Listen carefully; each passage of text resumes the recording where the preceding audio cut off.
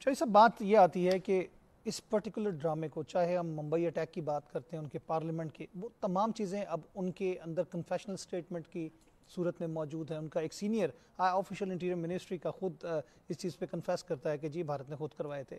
اب یہ چیز ہم 6 مہینے سے ڈسکس کر رہے تھے کہ پارلیمنٹ پہ یا کہیں پہ بھی کچھ نہ کچھ اٹیک کرنے والے ہیں افغانستان کے اندر اوباما کے آنے سے پہلے. وہ ناکام ہوئے، ایک بورڈ کا ڈرامہ کرنے پہ لگے، اس کے بعد ہماری طرف سے مؤثر کارروائی کی گئی تھی. اب یہ جو ڈرامہ کیا گیا ہے، اس کا مقصد آپ کو کیا نظر آتا ہے؟ کہ تعلقات خراب کرنے یا دنیا میں پاکستان کا امیج اگین ڈاؤن کرنے کی یہ بات بھی ہے؟ ملٹائی ڈائمینشنل چیزیں ہیں.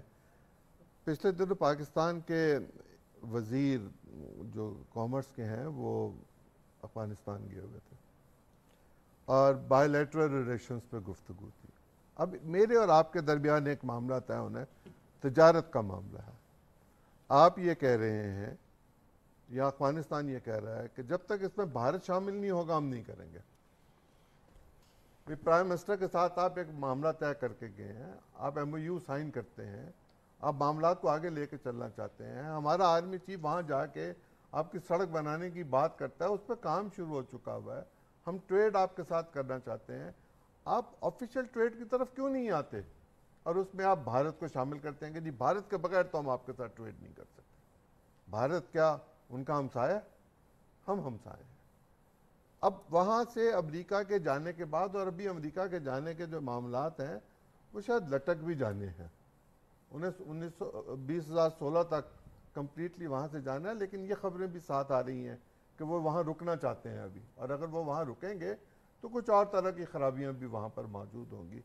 جو چین کی انویسٹمنٹ پاکستان میں آ رہی ہے، جو پاکستان کے اندر راہ کے حوالے سے صبح شام گفتگو اب ٹی وی چینلز پر، ریڈیو ٹی وی اخبارات میں اور گلیوں بازاروں میں ہو رہی ہے، یہ اس سے پہلے نہیں ہوتی تھی. جو ثبوت وہ مانگتے تھے اب ہم دنیا کے سامنے پیش کر رہے ہیں، یہ پہلے نہیں ہوتا تھا.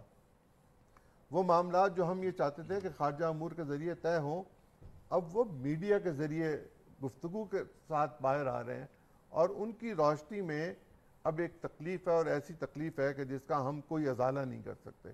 اصل معاملات سے توجہ ہٹانے کے لیے اس طرح کی کارروائیاں ہمیشہ کی جا سکتی ہیں اور کی جاتی ہیں.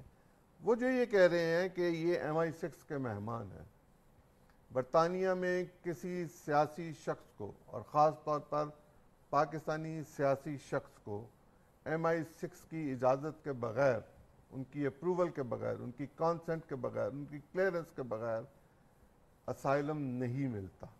وہ جو سیاسی پناہ کہا جاتا ہے وہ نہیں مل سکتی.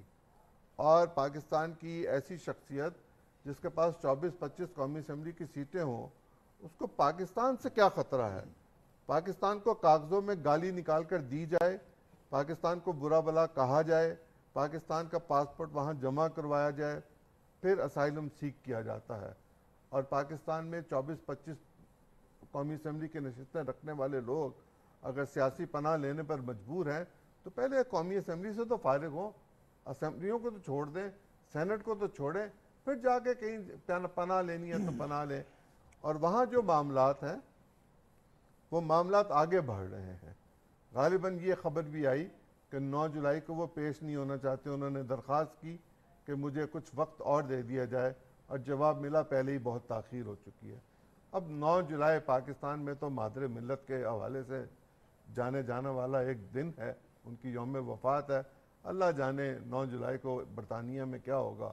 دیکھتے ہیں برطانیہ انڈیا کی سرپرستی کو مانتا ہے یا اپنے قانون اور انصاف کے تقاضوں کے مطابق انصاف کو پورا کرتا ہے.